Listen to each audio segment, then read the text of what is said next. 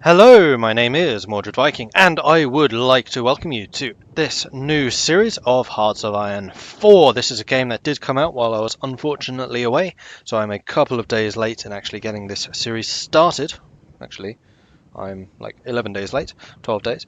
But anyway, we are now able to tackle it, and I am super excited about this. I absolutely loved Hearts of Iron 3. I never actually did a series of it on my channel, as it was before I did the YouTube thing, but I had a really good time with it. And now, usually, in Hearts of Iron 3, my favourite faction was Italy. It's just a really nice all-round faction. It's something of an underdog, so you really need to kind of make your efforts count. But you can go Air Force, you can go military or land, you can go sea. Now, Italy is a very good choice if you want to try and counter the UK's naval power. And really, you can do a lot of stuff, though you'll almost always be secondary in power to the German Reich, depending on what you do. I mean, it is very, very possible to expand to such a way that you can really gobble up some land. And if you really want to play differently, you can actually join the Allies instead of the Axis. Although I must admit, that does make the game rather easy, because then you can support France, and Germany has a much harder time in taking out France, particularly because France then does not need to worry about the second border over the Alps. So, I was very tempted to play as Italy. I did actually do a test game with them. I was sitting in the airport for 6 hours, and I was just playing Hearts of Iron. But I'm actually rethinking that. Italy is great fun, but I want to try something different. Now, you will know that I am playing as a certain country in the Clash of the Titans game, and that certain country doesn't tend to do very well in World War II. I'm going to try and change that, so we are going to play as France instead. So our leader is Edouard Daladier. We are democratic, we are a democratic regime, we do have elections, and we are the Radical Party.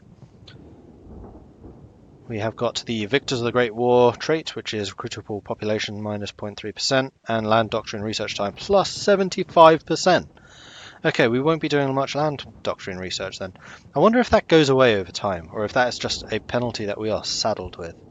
Honestly, I don't know. I have never played as France. Disjointed government, so that means we get less political power, which means that we can do less of the recruiting advisors and things like that. I'll explain all of this when we're actually in the game. And national unity means we surrender far more quickly. France. Surrender monkeys. And then finally we do have the protected by the Maginot Line. Max planning plus 25%, planning speed minus 25%. So we move very, very slowly, but when we move it is with one hell of a punch. So basically it will take us a long time to prepare for an offensive, but when we do, it is very decisive. Which actually is kind of a way I like to play this game. I like to set myself up and then hit. Now, I'm kind of sounding there like I really know what I'm doing. I don't. I have literally played this game for about 7 hours. I played the tutorial while I was still in Michigan, and then the regular game when I was sat in the airport. And now I'm actually on my desktop. I'm not having to use a mouse trackpad, and hopefully things will go rather more smoothly. So the other options are, of course, the US, the UK, the Germans, the Italians, the Japanese, the Soviets, and you can play as any other country in this game. Each of these main factions does have a national spirit, so they do have a series of modifiers. For example, the US has ideology drift defense, which means that they are less likely to become undemocratic.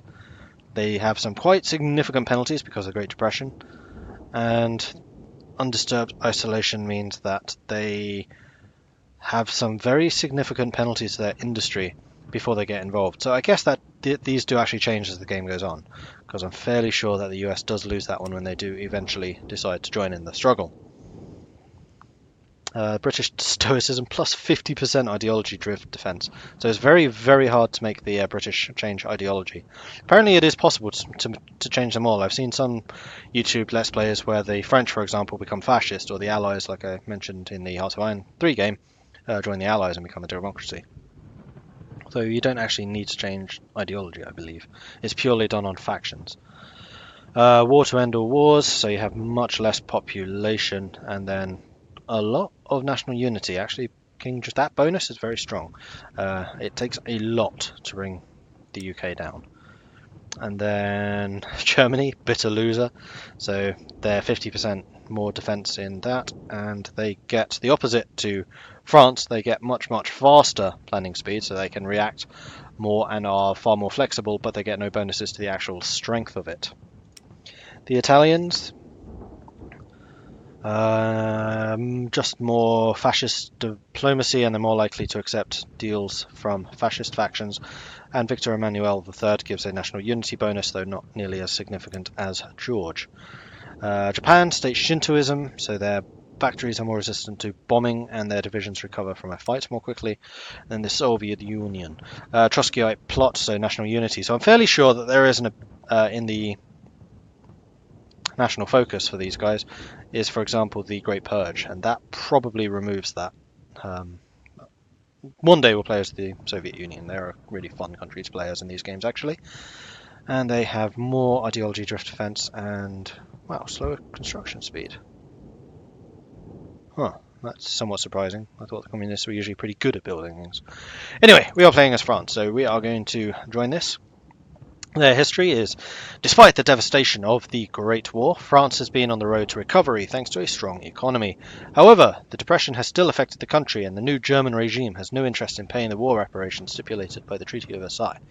When the treaty was signed, a French marshal famously remarked that it was not peace but an armistice for 20 years. Those 20 years are now rapidly running out. Boom, let's go. So that brings you to this more familiar screen where you can see the entire world, and if you wanted to play as a different country, say for example the Netherlands, you would simply click on it and it gives you the details. However, these smaller countries do not have the national spirits, with one or two exceptions. For example, Finland has some absolutely amazing ones, which probably helps them out quite significantly in the winter war against the Soviet Union. So this gives them some really, really hefty bonuses when they're on core territories. And who was the other nation I saw that had a bonus like that? Not many of these. Sweden. Yeah, of course, Sweden. It's a paradox game, which gives them less ideology drift and takes longer to justify a war against them.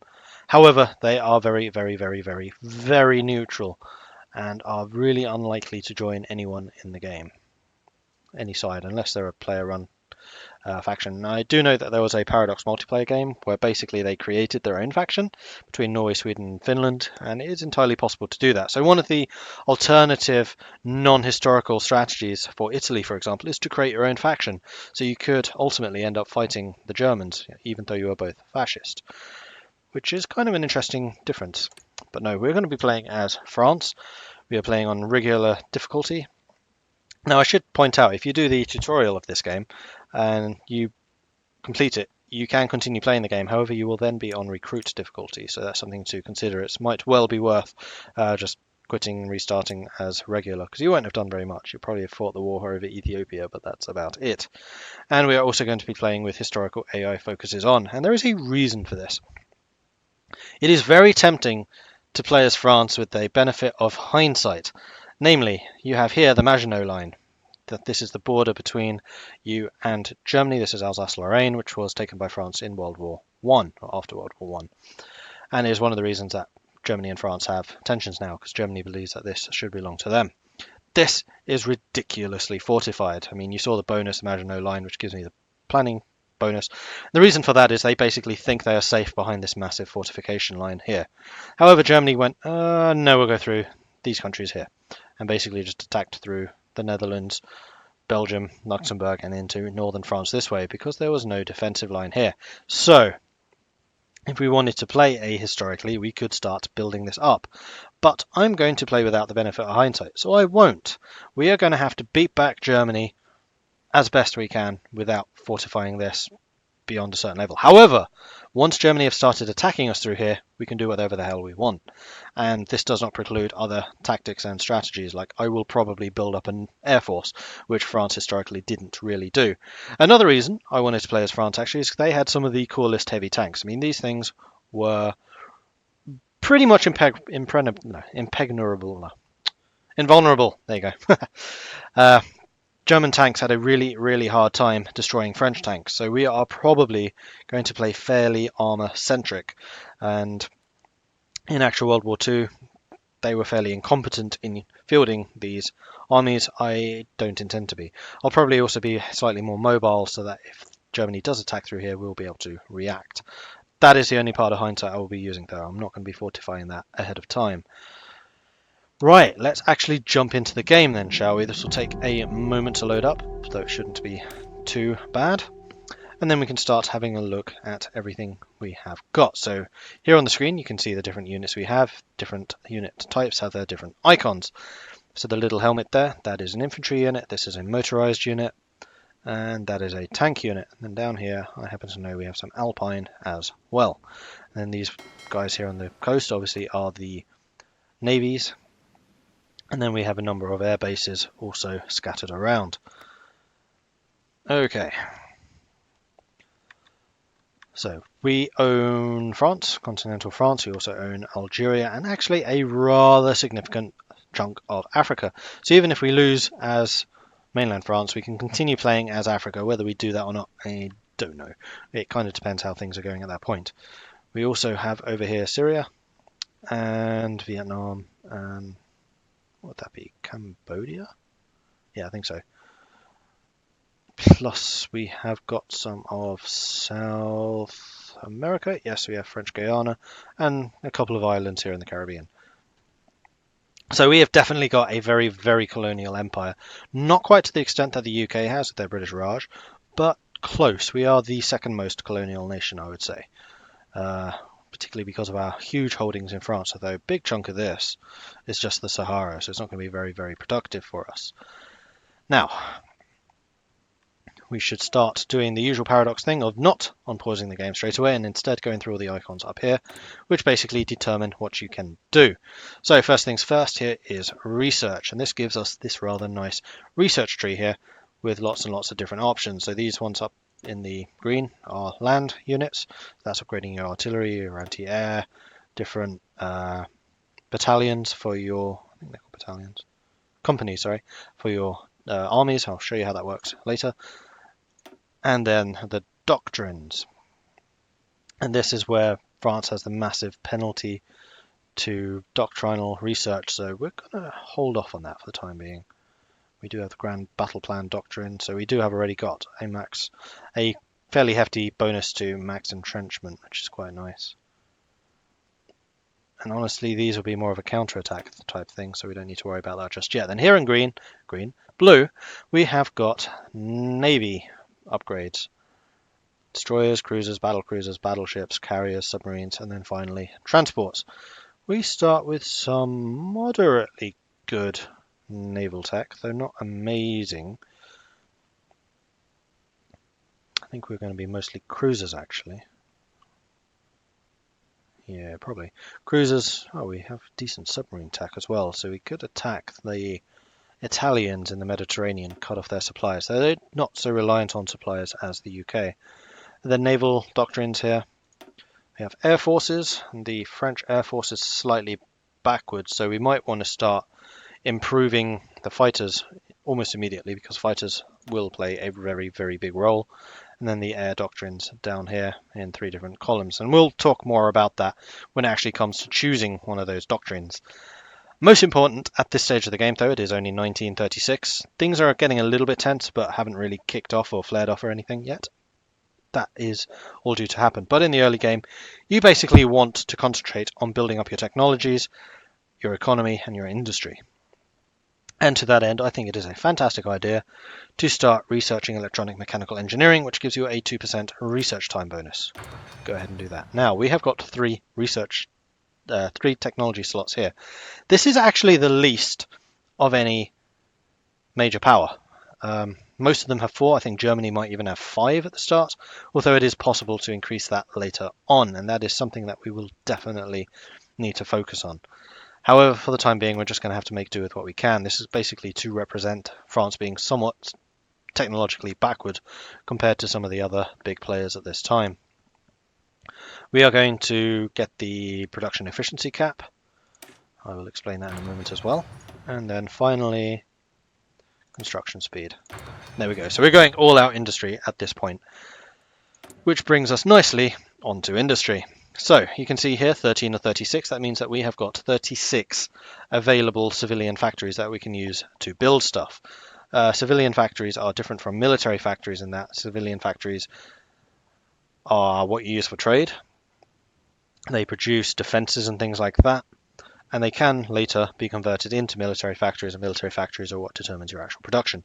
Now, with 36 factories, that's actually quite a lot. Like, playing as Italy, you get 11, I think, to start with. So we're already 3 times more powerful in civilian factories than Italy.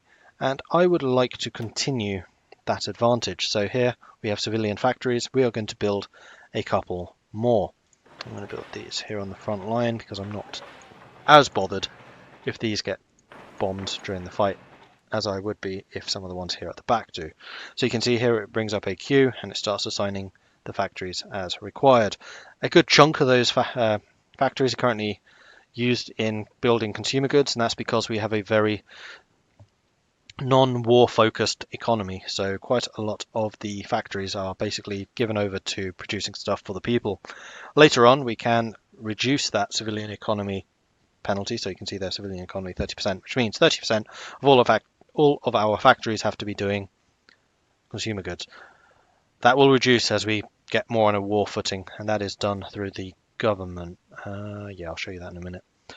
It is also possible to build military factories, shipyards, dockyards, later on rocket sites, nuclear reactors, and everything like that, and that is all using civilian factories. You will see here that each province has a number, so something out of something. That second number is the maximum number of factories you can fit in any of these provinces. The first one is how many you actually have. So Ile-de-France can get 10 factories here. It's a very concentrated urban area, while this place, Centre-Sud, has only 4. So it's not going to be nearly as productive as Ile-de-France. That will change through time, because if you go back into the research thing, where is it? These choices here determine how your factories are distributed. So you can be concentrated factory, which means that your factories produce more and you can get more in a state, or you can get dispersed factories, which still increases their output. I mean, it's just making them more efficient anyway, but it also reduces their vulnerability to bombing. So now that we've set up our civilian factories, what can we actually make? Well, sorry, not what we can make. Civilian factories, military factories. What can our military factories do? And these are productive from the very, very start of the game. And as you can see, this is the production tab. So this is where you assign all of that really good industrial research. Industrial research, what the hell am I on? Industrial production. Sorry, I've been 36 hours of very, very little sleep. I've been sleeping most of the day today, but I'm still rather groggy. Right, so military production. This is where you choose what you're going to be producing. These ones here in green are the military factories, and then down here are the dockyards. They are 2 separate things, although you will still need to use civilian factories to build them both, and they do still both contribute to the maximum number of facilities in a province. The little squares here are basically how you assign factories. So we currently have only 6 military factories, and all 6 are currently in use. And Italy has like double that. So we are very, very strong economically, but very, very weak military production. So that is something that we will absolutely have to work on. And probably after this first round of civilian factories are up and running, we will probably switch pretty heavily into upgrading our military production capabilities so that we can actually start producing a force that can counter Germany when it starts to rise to prominence. So how does this work? The industrial efficiency you saw is this bar here, and this basically is a multiplier to the amount of equipment you are producing at any time.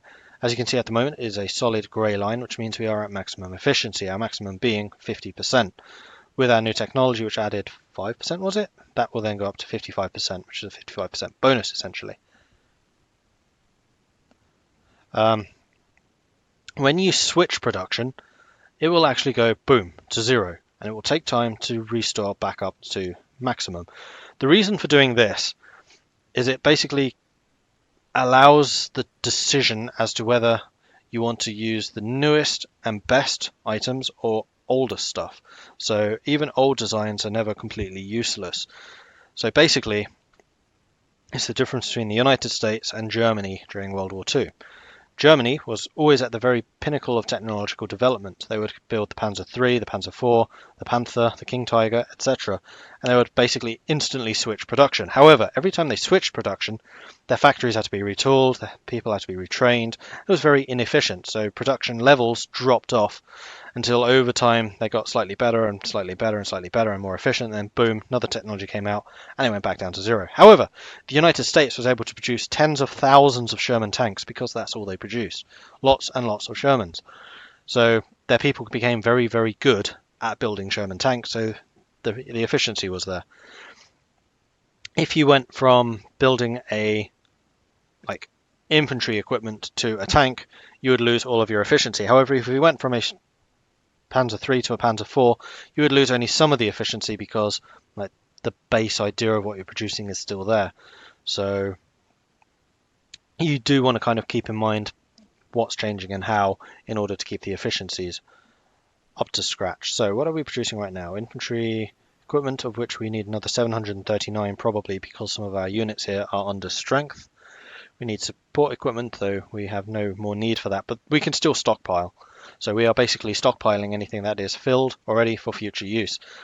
So like here, light tanks, we don't currently need any more, but we are stockpiling that additional 1.1 a week extra. And then likewise with the motorized. So I think that looks fairly okay for the time being. Then the second thing to consider here is naval dockyards. Now these work slightly differently. They don't have this efficiency thing. Once it's built, it's built. However, you can see that there are a number of numbers here. This basically saying, okay, we want 7 redoubtable class submarines. Off it goes and produces them. This is only the tier 1. They're old, so I'm only going to get the 1. So we'll finish building this one, and then these 3 dockyards will be assigned to something else. Efficiency irrelevant. I don't think we need that many submarines,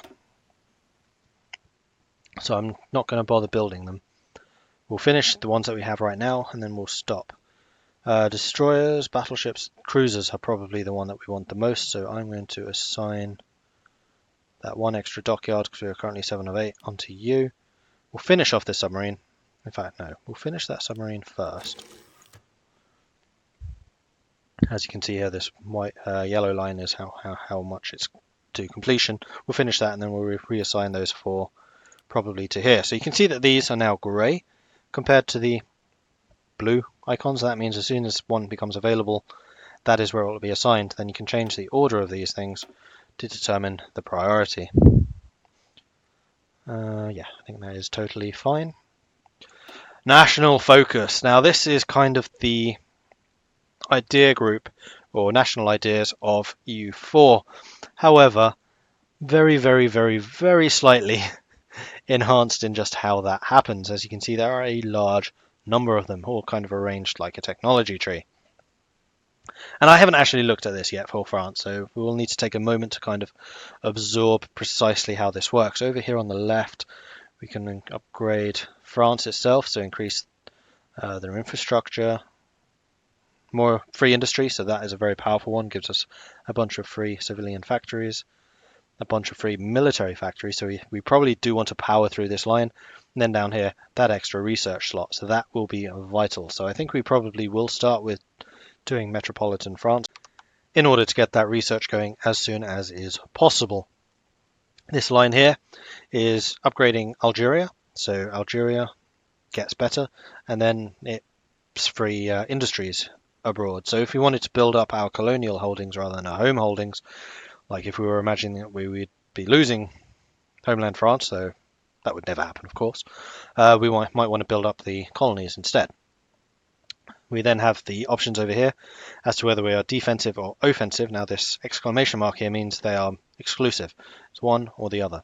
So if we took defensive, then we cannot then get these technologies over here. If we take aggressive, we cannot then get these ones. France was a very defensive-minded nation, and I think they will continue doing that. So this defensive bonus gives us a free chief of army, it looks like, who gives more division defense, so our divisions fight better. More fortifications, alpine forts, so this fortifies the Savoy region between us and Italy. And then finally the extended Maginot Line, which defends against Belgium. And this is the alternate history thing, which I said we were not going to do. Once we're at war, we might go down this track, but until then, we're not. We can then reform the government. Now, I will assume that this government reform, though it doesn't actually tell you, removes that negative trait. If we look over here, we can see it was the disjointed government. Oh, I would like that got rid of. While reforms are needed and welcome, the nations divide and getting drawn into world conflict puts it at greater risk.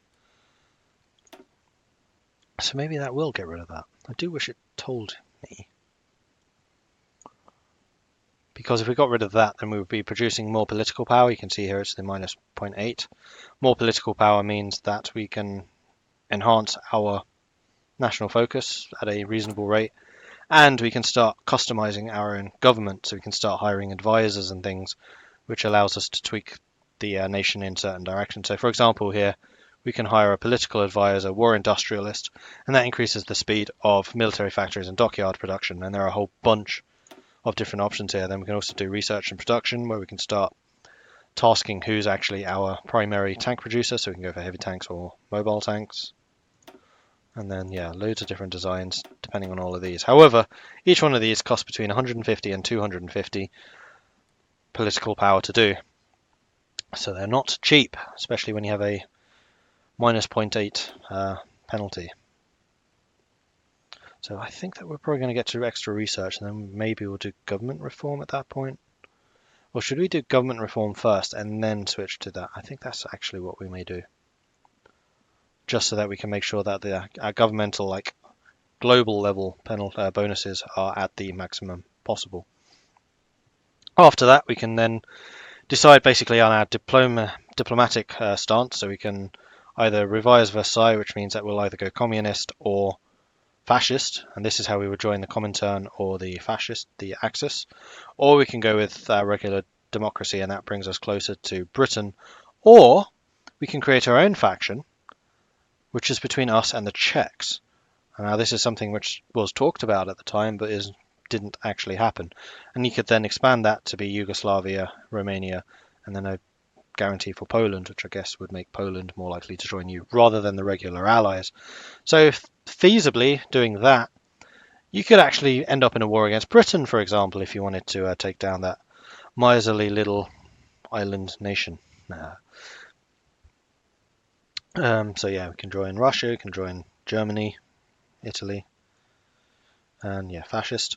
Then you can choose naval focuses and air focuses. So for example, this section here for Great Britain would probably be about this big rather than that big.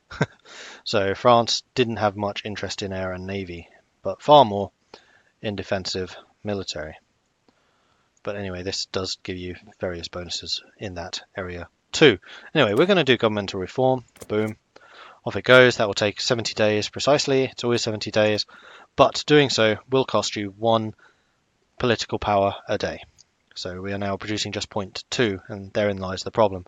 At just 0.2 political power, we really can't do much with these. Alright, so that's that done. One other thing I should point out is this little globe up here. That is the world tension. Now, being a democracy, what we can do on the global stage is very reliant on this number. And this number is basically how much the fascist nations have pissed everyone else off, quite frankly, because the fascists are not really tied to this. In fact, the higher the world tension, the faster fascists can justify as claims and things, so they can go into wars with different people more easily. However, we are hamstrung by it. So, for example, we cannot actually guarantee any other country until world tension has risen to 25%. The democratic world at this time was basically bent on preserving peace. They did not want a second war, especially after the terrors of the First World War. However, Germany was kind of saying, no, we need to re-establish our international prestige and a whole bunch of other stuff, and we're going to get into the nitty-gritty of that, and was pro-war. Although they were not expecting the UK and France to jump in quite as early as they did when they invaded Poland. So, yes, as world tension rackets up, we can do more and more things. Also things like changing our economy.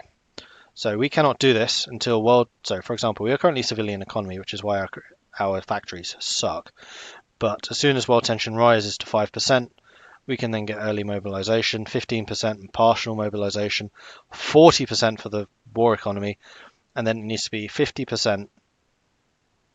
Oh no, sorry, we just need to be at war for total mobilization. That's the number of factories. Sorry, I was reading that wrong. So we need to be at war to get one of these two. Otherwise, 15% world tension for that. The other big one that is really, really hamstrung by world tension is the big guys over here. The US really cannot do anything until tensions really run high. And world tension is increased by people invading people, creating claims, random events. So, for example, if Italy decided to press some claims against Yugoslavia, that would raise world tension. Then if they actually invaded Yugoslavia, that would raise it further. German Anschluss with Austria, that raises it. Demanding Sudetenland from the Czechs, that raises it. Carving up Poland between the Comintern and the Axis, that also raises it. So he kind of had this ratcheting up over time.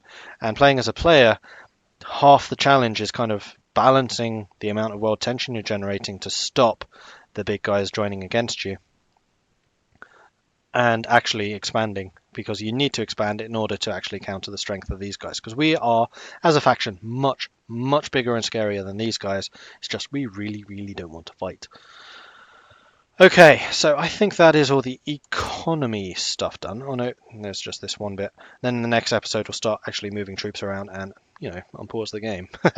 It's just this required quite a lot of explanation to make sure that everything was understood.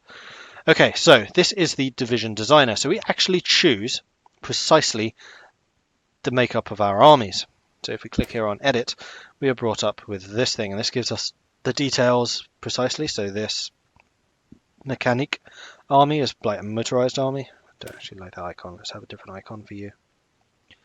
Motorized, you would be more like cavalry, though not actual cavalry, so we'll make you the knight. Okay, so that's motorized. Where's the cavalry icon? I'm sure there was one. Oh, that's default. Alright, we'll just use the knight, that's fine. So they have some light tanks and then more motorized, and then you can click on this to add more divisions. However, this will cost land experience, and that's what these three numbers up here are. So the more you fight and the more experience you get, the more you can customize your divisions. Each one of these pluses is a company. You can have all of these done. So that's 1, 2, 3, 4. You can have up to 25 companies plus a bunch of support companies. So right now we have only got recon. Recon adds a defense bonus, a breakthrough bonus, and it also means that our commander modifiers are more likely to be positive than negative. That's a little more advanced, and I'll show you that when we're actually fighting. We could also add support anti-air and support artillery, which basically boosts the ability to shoot down planes and adds a bit more soft attack. Yeah, quite a lot more soft attack. We can also mess around with other things. So those have to be tanks. That's interesting. Huh. Okay. So this can be either cavalry or motorized, and then here, this third line, we can actually be a little more creative. So we could add infantry, artillery, so we get a full artillery company into this division. So that will significantly increase the soft attack of this army, though there will be some downsides, like the maximum speed will be reduced. And you can do that for all of these. So our infantry divisions right now are 3 infantry companies and an artillery company, and that's why we need the towed artillery, is because that's what the support artillery is. Let's have a look at our main regular tank divisions. It's just 4 light tanks, so they do have slightly stronger tank ability than the motorized, which is more defensive because they'll have basically motorized infantry. And you can see the base stats, combat stats, and this is where the soft and hard attack comes through. Tanks, they need a high breakthrough. This is basically their ability to punch through enemy defenses, as opposed to defense, which is the ability for the enemies to punch through your own. And then the equipment costs, and equipment, of course, is what you do in the production tab. You can see the total here in logistics. So we are currently requiring another 11 units of artillery. Yeah, 739 of infantry equipment. We have got one one truck stored. Only one though. No support, no light tanks. I thought we did have a deficit of tanks, apparently not. And then a whole bunch of convoys, which you can also see up there, which we are not using as yet, but when we do trade, that is likely to come in. Actually, before I end this episode, I will talk about trade very, very quickly. Trade is simplified. You don't have credits that you're buying and selling with. There's no currency in this. Currency is instead civilian factory. So you're basically saying, I will give you the output of this factory in exchange for these goods. And instead you're basically saying, I'm going to give you this factory in exchange for these goods. It's just the way it's done. So you can see here we have 23 factories that we can trade away, and that's because of our trade policy out of the 36, was it? Yeah. So that's what we can do. Then we can basically say, okay, we need oil. It's showing here we need 10 oil. Talk oil, speak to the United States, then we can trade them one civilian factory for 8 units of oil, so that would meet most of the need. However, because I'm trying to expand our industry right now, I'm not going to do any trade at this point. Later on we will, and that's when the convoys come in because they can be sunk by the submarines, and that is how submarine warfare works. If you are short on supplies in the production tab, you will see down here we are short on oil. That does not stop the production of that item, it just slows it down fairly dramatically. It's not going to tell me how much though. That's unfortunate. I wish it did. But yeah, because we are short on oil, production will be slowed. Anyway, I think that is it for this episode. So thank you very much for watching. I hope you are looking forward to seeing how we can do as France as much as I am. I'm sure that we can get them to hold the line and beat back the horrible Germans. I hope you'll join me then. I'll catch you next time.